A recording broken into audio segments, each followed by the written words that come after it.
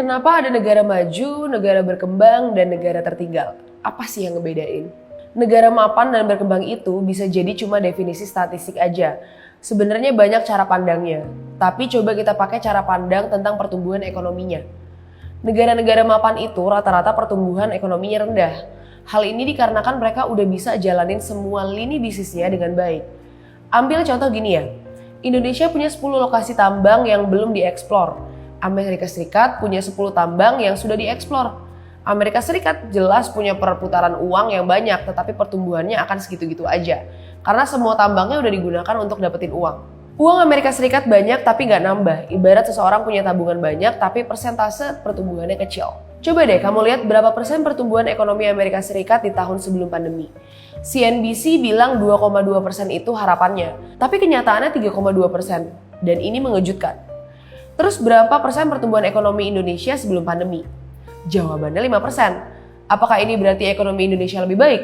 Tentunya enggak. Ibaratnya Amerika Serikat punya 5 toko yang ramai dikunjungin pembeli setiap malam, tapi pendapatannya nggak meningkat, segitu-gitu aja. Sedangkan Indonesia cuma punya 1 toko biasa dan lagi ngebangun toko keduanya. Jelas aja ketika toko kedua jadi mungkin pendapatannya bisa meningkat pesat, tapi secara jumlah uang tetap aja kalah dari Amerika Serikat.